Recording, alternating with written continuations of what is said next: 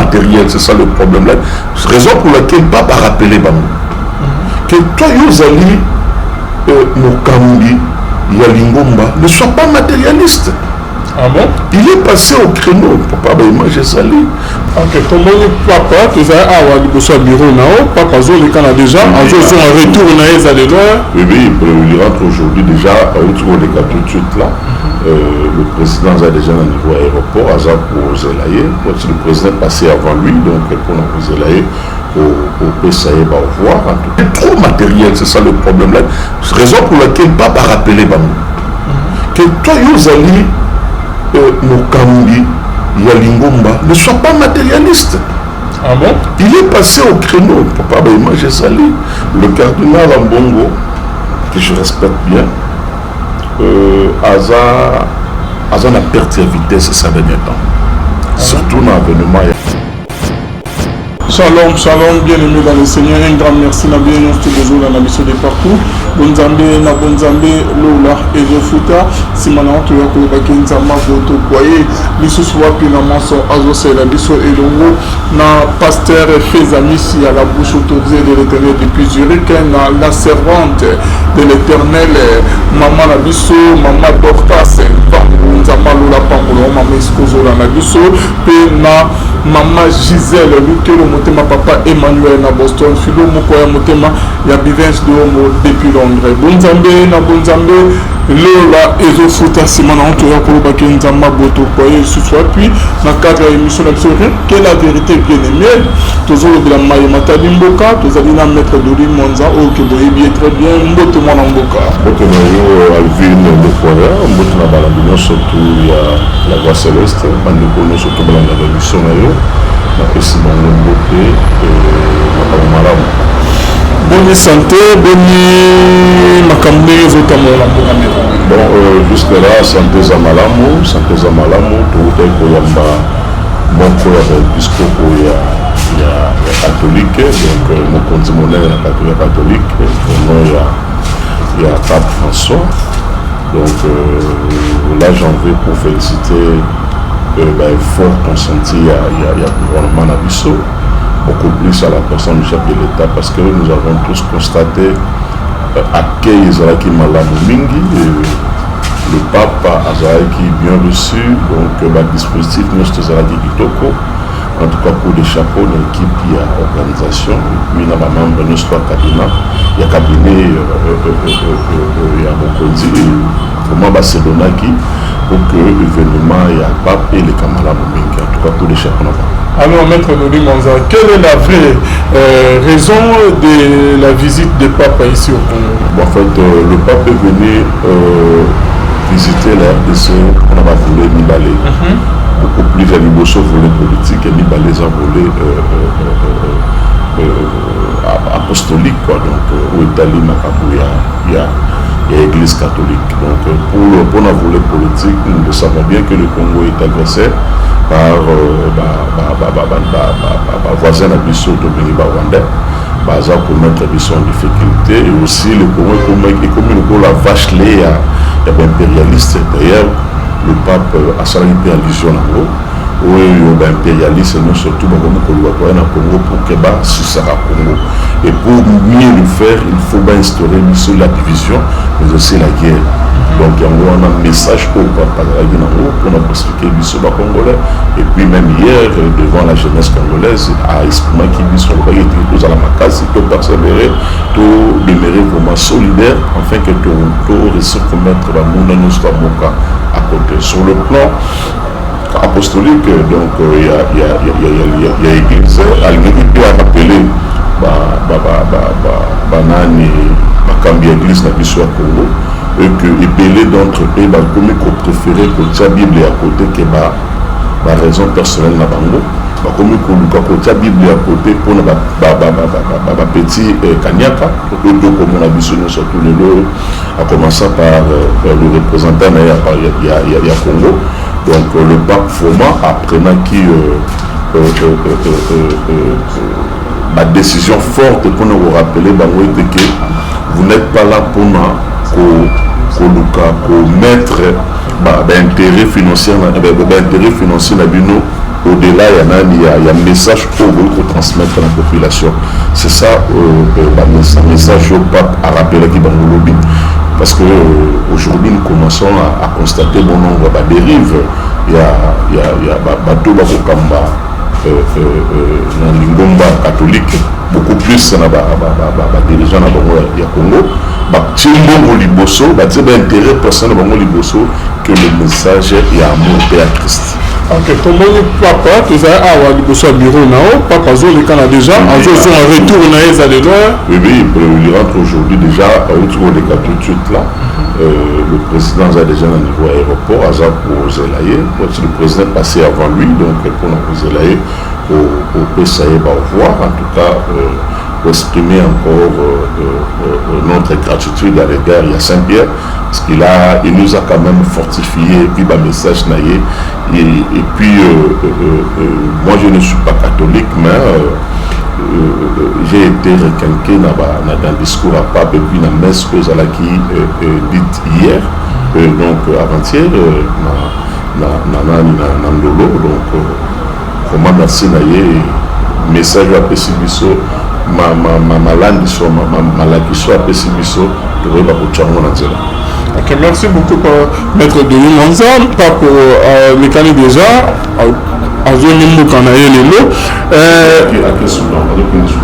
Avec les Soudan du Sud, ok. Mais retour à Kinshasa, et le connu à Malonga de Bissopet, en dehors il y a un message surtout qui va voler politique mettre de Limanza et jouer au rôle parce que la guerre continue, parce que les alliés. Solution il y a même pas le roman. Non, pas n'importe qui. La voix y a pape et Kontaka dans le monde. Le Congo est fuselé, était fuselé, je peux le dire ainsi. Le Congo le Congo se battait seul. Et on a pour Félix Tshisekedi dans tout temps le pouvoir à multiplier la voyage pour qu'Alongo la biso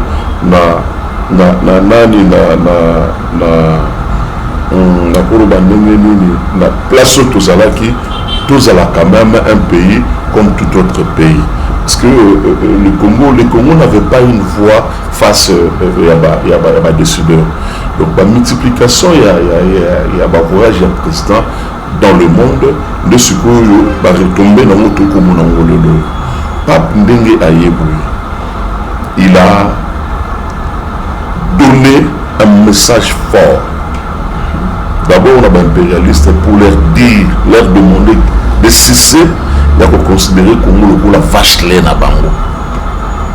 Congo a placé au témoin pour cesser, pour n'avoir instauré la guerre morobouillée, afin de profiter de l'intérêt de Bino. C'est déjà un message fort parce que nous Congolais, nous nous battons pour que le Congo ait retrouvé intégrité dans l'eau. Nous nous battons pour que le Congo, les Congolais, vivre sous la cruauté à guerre. Vous voyez un peu.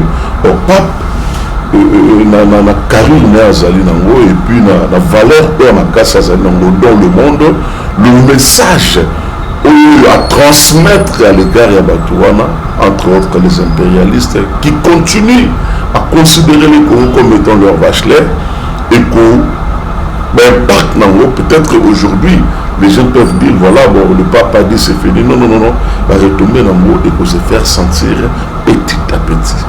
C'est un peu ça. Mais quand on a ce discours comment vous avez trouvé ça? Bon, moi je comprends bien la frustration du cardinal. Je comprends les frustrations parce que laissez-moi quand même vous éclairer. Le cardinal Ambongo, que je respecte bien, a la perte de vitesse ces derniers temps. Surtout dans l'événement. Vous allez encore vous souvenir quand Intonisa qui est cardinal, il est passé, il avait organisé une messe Morobona à Martyr. Il a fustigé le régime passé pour dire que le régime passé promettait trop, mais cette fois-ci, il est trop matériel, c'est ça le problème là. Raison pour laquelle Papa a rappelé que toi, Yozali, Mokambi, il y a Lingomba, ne sois pas matérialiste. Ah bon? Il est passé au créneau, papa, image sali, pour dire que le régime où on a promis, vous voyez qu'il est trop attaché par le matériel. Lui, pour lui, déjà avant que le pape aille, le programme est allé que le pape a été trompé dans Goma. Déjà, il a pris contact avec Olive Lembe Kabila. dans la cathédrale Olive Asalaki asali pour l'église catholique na niveau ya Goma kuna ezalaki pour que ramener papa Kebekuna et puis ça quand même une certaine valeur à la personne de Olive Lembe. Donc voilà que déjà la cadre déjà il y a église de combien d'intérêt personnel pendant 4 heures du temps ils ont eu échangé avec Olive Nakingakati. C'était ça leur plan. La bomba, il pousse pas ça plus de valeur. Mais qu'est-ce qui a fait que Pape Babo a une invitation là-bas? Non, mais vous savez, le pape, quand il est venu, le pape est venu sur base d'une invitation du président de la République. Vous voyez? De l'église catholique. Non. Le président a mis une invitation. Le président a tiré une invitation pour que le pape aille. Dès que le pape aille, c'est comme un chef. Le pape, c'est un chef d'État, monsieur. C'est un chef d'État qui est venu visiter un autre État. Parce que Papa Mazali, numéro 1, il y a État de Vatican, comme le président Félix Tshisekedi a numéro 1, République du Congo. Et voyant tout cela, donc vous voyez ici que on a essayé quand même de faire comprendre au pape, vu la situation actuelle de Goma, on ne peut pas prendre ce risque-là, il y a Romimbayo na Goma. Mais makambo nyonso echambola ambongo alobi ai cope na bango déjà mbongo nyonso bapesaki bango bapesaki babi awa cope eza mobolo et puis l'acharnement de la personne dans mbongo si vous ne le savez pas ça a commencé dans makambo etali gratuité d'enseignement. Tu sais qu'il y a une gratuité d'enseignement quand nos enfants payaient $360, l'archevêque qui a ville de Kinshasa gagnait $100 dans l'élève moko. Vouloir instaurer la gratuité, l'objectivité pour la personne du président Félix Antoine de avoir gratuité d'enseignement, chose qui ne pouvait pas plaire à la personne de Bongo. Parce que Bongo a besoin de Bongo, c'est ça l'acharnement de la personne de Bongo. C'est lui, il dit être Molobeli à Congolais. D'ailleurs, il n'a même pas mandat pour dire cela parce que le Congo c'est un pays laïque. Il doit expliquer aux gens le pourquoi il est à combattre la gratuité. C'est ça la raison. Pourquoi il combat la gratuité? Ce qui est vraiment dans la politique congolais. Mais le peuple souffre, donc il y a un exorbitant. C'est la souffrance. Souffrance n'est pas commune. À l'époque, pour le temps ils sont dans l'école catholique, conventionnelle catholique, ils sont des facilités. Dans le Sangani consort. Moyen les avis $500. Mais aujourd'hui, à 0. C'est ça l'acharnement de la personne d'Ambongo. Parce qu'il gagnait par moi, surtout, archevêque de la ville pour le Kitsal. C'est mon seul a gagné parce qu'il était dans le régime médiocre. Et il n'a jamais pensé à militer pour que le Congo a connaître l'analphabétisme. Il faut appliquer gratuité. Le régime, il est tombé dans le régime. En tout cas, nous devons mettre le Congolais à niveau Moukamalamou. C'est ça son problème. Que même dans l'université catholique, autant le Minerval pour les enfants, dans la Minerval, mais tu vas pleurer. C'est ça la souffrance. Donc, question. Il ne suffit pas de venir faire le populisme. Nous sommes allés là-bas parce qu'il y avait messe. Et la messe, on ne parle que de la Bible. Et un message, il y a Jésus. Il pouvait mieux se taire que de rater cette chose. Parce que il était la dernière personne de prendre la parole. Tolingaki to sentir à condamner d'abord l'agression rwandaise. Jusqu'aujourd'hui, il y a une déclaration, surtout où il y a. Mais on a parce que c'est un bloc là-bas. Kaltumbi, Fayoulou, Bangono, surtout, ma tête est consort. Et ça bloque la bango. Mais tu vas c'est ça même le souhait d'Abisso. Parce que on a événement le cas qui n'a il y a eu plus de 80 presse étrangère. On va même couvrir l'événement. Est-ce que le développement d'un pays, et c'est le souvent dans l'élection, nous voulons des élections crédibles, vous pouvez organiser sans élection. Il y a eu 100 présidents à côté. S'il n'y a pas la volonté de faire quelque chose, et nous remontons au salon. Et quand il est dit, c'est parce qu'il a été soudoyé par telle personne. Voilà le cas. C'est ce qu'on appelle l'animosité. Mais pour la mère, il va se fourvoyer lui-même. Il a donné même le message auprès de la jeunesse catholique qui est dans le stade de martyr pour nous vilipender la personne du président de la République. Mais maître Delis, c'est regrettable.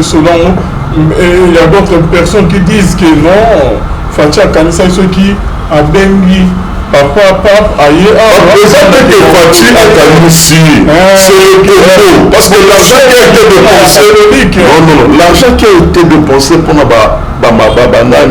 organisation il y a avènement à pape, ce n'est pas l'argent sorti de la poche du président de la République. Quand on va même dans la presse internationale, Pape Aïe na Congo, le Pape Aïe pas Félix.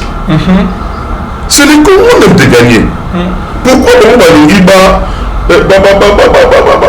mettre en manière non. Le Pape a prôné la unité, la solidarité entre nous, certes. Il y a des instruments autres pour nous faire de ce temps. Mais il ne nous est pas empêché de rappeler quand même que Bangonde Moutou, Bazali appelé à quoi que ce soit pour ces pays, que les Congolais ne sont pas dupes. Ok, vas-y. Ma manœuvre dilatoire, on va salir. Non, surtout Bassal. Parce que moi, j'ai des contacts. Le message a été relié. Voilà ce que vous allez dire. Fachi Oyebelamande Siliscan, les jeunes catholiques au stade des martyrs.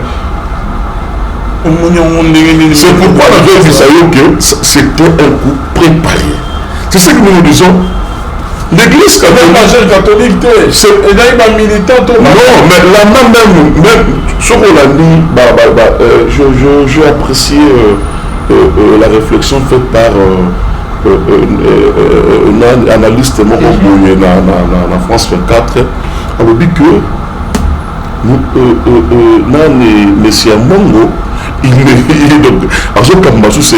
fait la politique. C'est pourquoi nous demandons à Pape. Un pays comme la France, on a 5 papes et 5 cardinaux. Mais le Congo est 4 fois la France. Pourquoi ne pas se battre tous à 4 ou 5 cardinaux que de nous laisser en face d'un cardinal qui ne maîtrise pas les enjeux de l'air? Ndeko, tu penses qu'aujourd'hui, en Ukraine, le cardinal de Ukraine peut commencer à attaquer ou lancer des messages Yamabé à la contre-président de Bangouana alors qu'il est en guerre? Pourquoi manquer les autres? Bali kotika Rwanda en dehors ya makambo ko sala malalo na mboka la biso. Ndeko ngai. Bandeko yo bazala ki en face ya pape hier. O basola ki na pape. Bandeko na biso à est. Il y a eu des révélations où touché même Batobélé. Et Babylone pour l'année surtout abongaka ngimiso.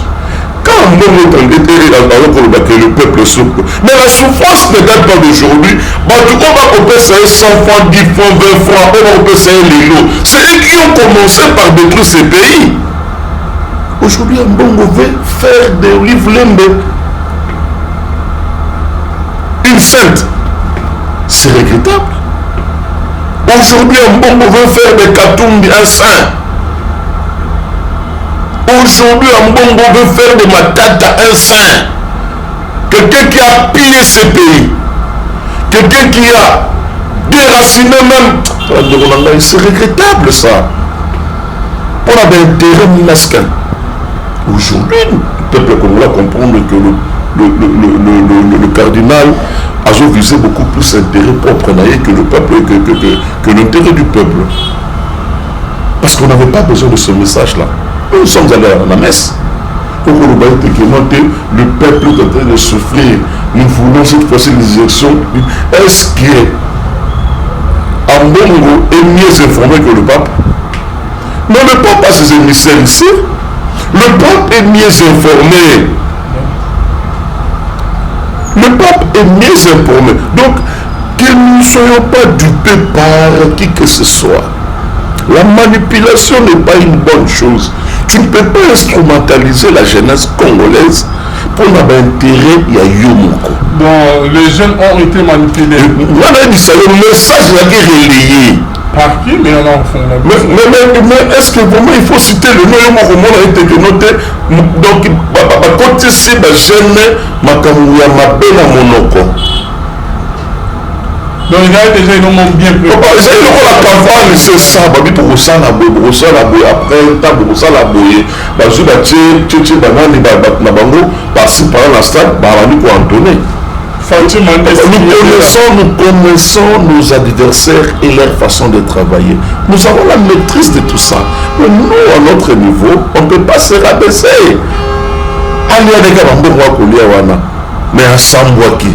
Parce que plan ils allaient que bon voilà, papa au quitte la gomme pour appeler ça beaucoup plus d'honneur. Non, pas paquet, en plus un bon olive. Pas plus ça qui est bon. Ah bon? Pas plus ça qui est bon. Parce que maintenant, va faire comprendre le gars parce que n'est pas qui il devrait bénéficier de la sécurité et à l'État congolais, pas la sécurité de l'Église. La preuve en est ton papa qui a mon musique girafe nous voiture à côté de la bis nous voit on va pas être comme ça tout si côté dans centre-ville c'était le cardinal Malou basala qui n'est na kati ya papa mobile na arrivé na yewana baleki na yemboye bachango tout ça mais si lui il n'a pas bénéficié de cette faveur. Et ça parce qu'il se rabaisse de lui-même. Il est mon corps. Donc, il a commis qui dit ça, il est mon corps. Par un discours raté.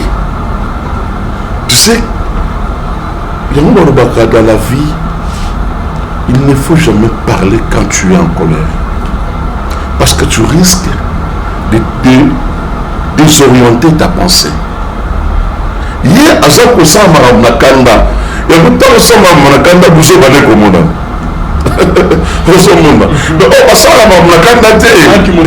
C'est ça maintenant. Ça va avec beaucoup de rationalité. Au bout de l'Okénémalamu. Comme nous sommes avec l'animosité. On réfléchit bien. Comment on appelle Nandolo? C'est comme si le mec un peu pour saboter l'autorité. Boche ba moyi katumbi ba fayulu ba nena moyi ba tante zalagite c'est comme le sika ya pas papa Nandolo a dit pour l'autorité c'était une messe bon vous avez dit que ba boya mais il y a des gens qui est-ce que Fayulu est plus important devant pape que ba fidèle c'était un fidèle ba église. Bon, c'est un moyen. Parce que mon côté facture avec bien côté qui va accompagner qui peut protéger.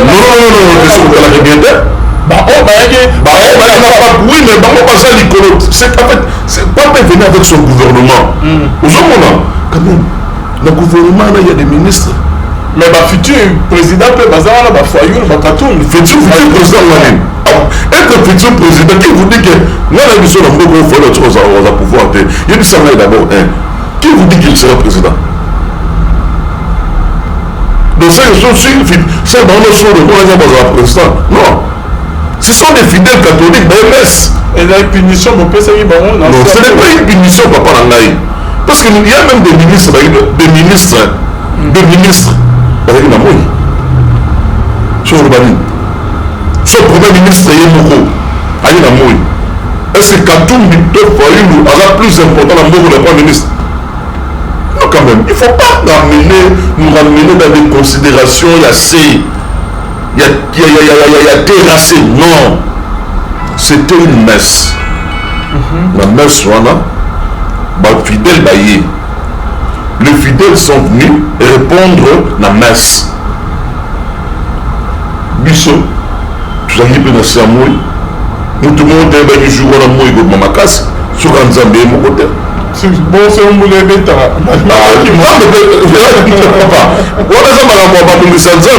Et ça dit que jour à la mot, ça a qui, contrairement à Kinshasa, non, en tout cas, nous avons été bénis le Congo. Atalitanga, Tipa Zoni, Atalitanga. Alors c'était le souhait de tout le monde. Un jour avant Papaya, nous les deux petits et les qui un peu qu'on dérangeait, tout le monde dans les réseaux sociaux. Otala, chapelle, Otala Boué. Donc, Maraboussa et Madame, les gens n'en parlent pas. Même la personne d'Ambongo qui a bénéficié d'installation au gouvernement, ça n'est plus l'accueil, il y a pas. Il n'a jamais félicité au gouvernement. Les gens qui montaient un mabé. Merci beaucoup. Des balobara qui Yomo opesi. Mais comment Azo Lingaote Ato Salimoulam Ato Salimoulam no kitire mapate na servo Lingaote. C'est comme ça avec un mongo. Sur un c'était le mais ça va passer. Mais Azo Linga pouvoir voter. Azo ça soit type de mission.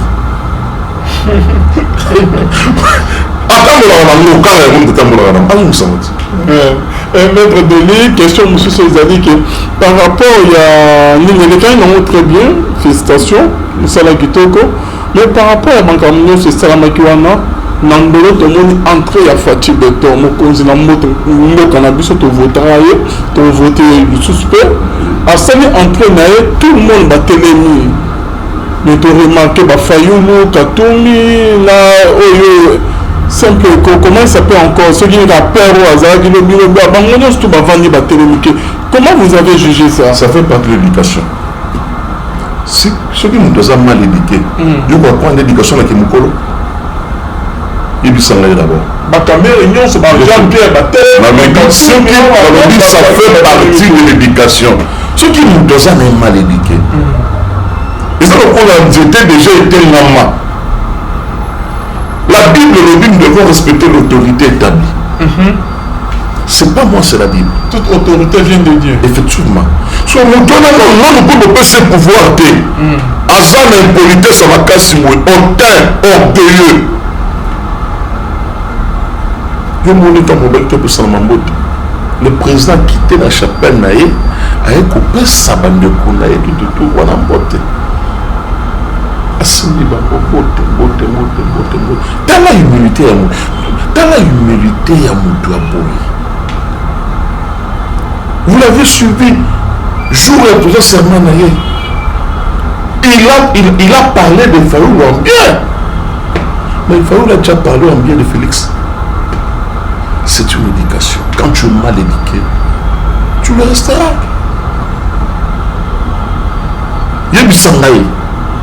Il a parlé de Fayoulou en bien, soldat du peuple.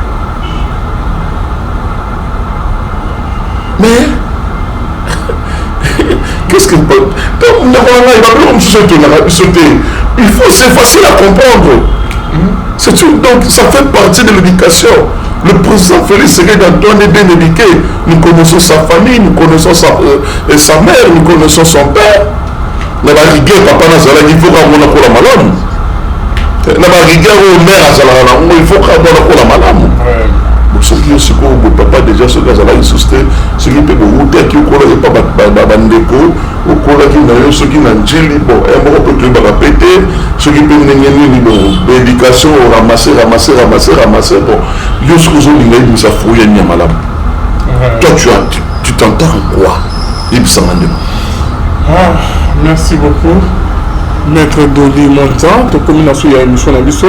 Dernière question ça que ba j'aime que ba sala ki makama bon na stade que Fachi Yebela mandat est signé déjà au lobby qui est bien préparé. On sort na bango gozalani. Je lance un message. Là c'est ce qui vraiment ils a bango qui va préparer. Je lance un message na ba déporter non surtout ba koluka pour désorienter la jeunesse. Moi je fais partie de la jeunesse.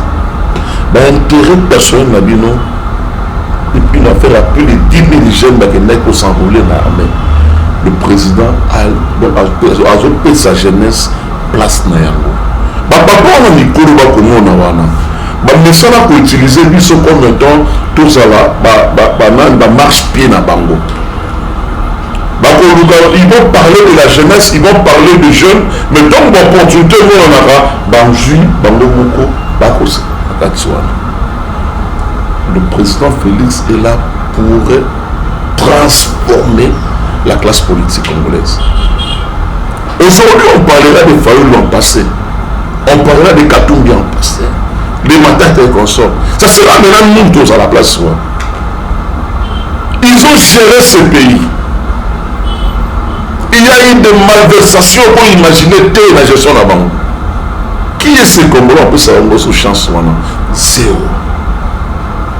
C'est ça le problème. Ils doivent cesser à manipuler la jeunesse. Ils doivent cesser à désorienter les autres. Jeunes, place aux alliés. Comprendre que Batouana va se servir à Bisso. Qui ne voit pas ce que le président Félix Tshisekedi de faire? À moins que tu sois aveugle. À moins que vous allez en musique. Le président est en train de militer jusqu'à sacrifice pour que le Congo ait retrouvé en plein nombre de attaques. Pour que le Congo ait mission en mago et armement. Vous voyez dit, comment est-ce que le président Félix a peiné? Il a milité seul. Non, quand même. Non, quand même. Mais je demandais rien à Bande Kolanga. C'est ça qui est porté par cette manipulation. C'est Nayango. C'est Nayango. Le Congo, c'est notre patrimoine. Le Congo, c'est un cadeau précieux. Si on a comparé Congo, on n'a pas marqué à voiture, Congo a limousine cabriolet. Il y a valeur inestimable. Nous sommes appelés à protéger ce pays. Mais pour mieux faire, Fotolinga, le président Félix Tshisekedi-Antoine, parce qu'il a des visions, il a les idées pour nous refaire avancer beaucoup. Merci beaucoup, Maître Dodi. C'est la fin de notre émission. Merci Naba Onyos Toubalanda.